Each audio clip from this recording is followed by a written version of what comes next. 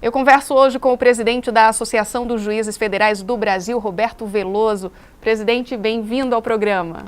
A satisfação é toda minha estar aqui no programa Justiça para Todos da AJUF para conversarmos sobre as questões que hoje envolvem o judiciário brasileiro.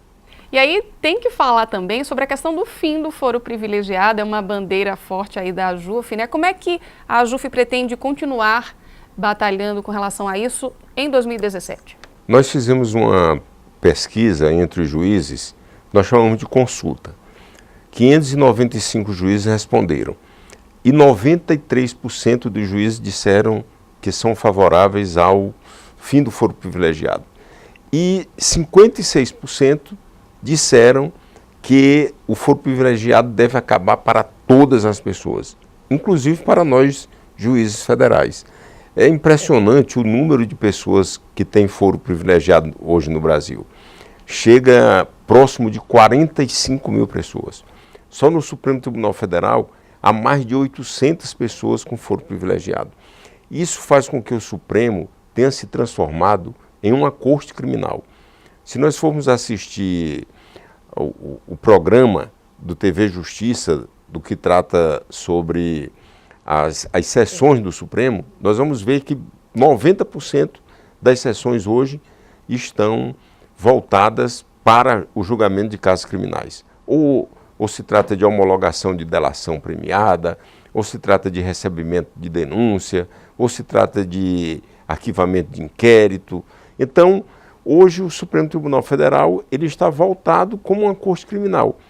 Ao mesmo tempo, o Supremo não está preparado para isso, porque o Supremo é uma corte constitucional. Ele é voltado, vocacionado para o julgamento de ações diretas de inconstitucionalidade, ações de descumprimento de preceito fundamental, mandados de injunção, e o Supremo está sendo voltado agora para julgar ações penais. São 11 ministros, com uma gama de recursos para julgamento e outras tantas ações diretas. Tem que deixar tudo para se julgar, para se voltarem para o julgamento dessas ações penais. Isso faz com que os processos atrasem. Quando o Supremo julga, ele julga com retidão, aplica a lei com dureza, porém, o julgamento termina sendo atrasado. Quantos processos não são declarados prescritos porque não deu tempo de julgar? E é lógico, o Supremo fica em Brasília, mas o caso aconteceu no Rio Grande do Sul. Então o Supremo tem que mandar uma carta de ordem, tem que se ouvir testemunhas. Então é uma dificuldade que faz com que os juízes acertadamente tenham opinado pelo fim desse foro privilegiado, porque é uma causa que hoje gera impunidade. Gera impunidade não porque o Supremo não aplique a lei corretamente, mas porque os processos estão atrasando. Só para nós termos uma ideia desse atraso, o Supremo ele gasta, em média, 567 dias para receber uma denúncia. Ao passo que, no prazo de 2 anos, só de Operação Lava Jato, já foram proferidas 118 condenações.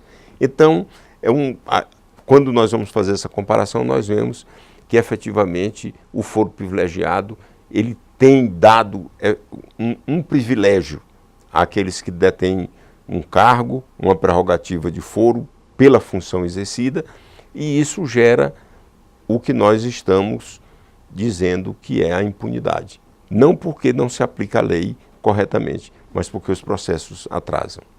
Em 2016 também, a AJUF fez várias ações contra o projeto de abuso de autoridade, por exemplo, contra as alterações que o Congresso fez no projeto das 10 medidas, que mudou totalmente o que foi proposto pelo MPF, né? Como é que isso deve ser tratado daqui para frente pela associação?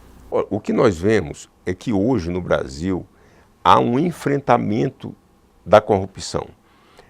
Os membros do Ministério Público acompanham as investigações e depois oferecem as denúncias. E o judiciário é encarregado de instruir os processos e depois de julgá-los. Isso está fazendo com que haja uma retaliação contra a magistratura e o Ministério Público.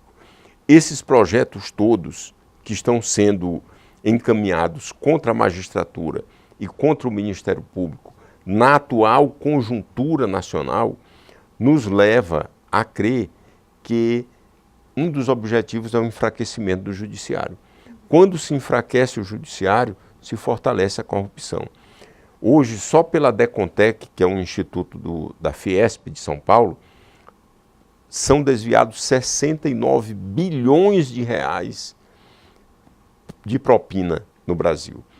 E na Lava Jato, até agora, os denunciados são acusados de terem desviado 6,4 bilhões, ou seja, são apenas 10% do total anual. Então, por isso é que eu digo que a corrupção que está sendo apurada na Lava Jato é apenas a ponta de um iceberg.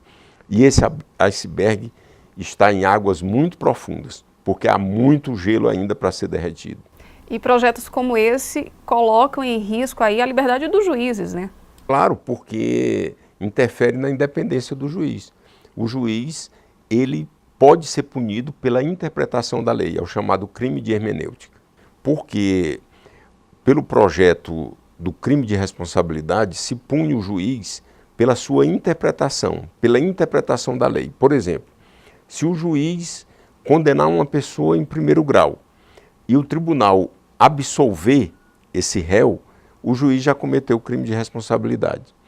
Se o juiz negar uma liberdade provisória e o tribunal conceder o habeas corpus, o juiz já cometeu um crime de abuso de autoridade.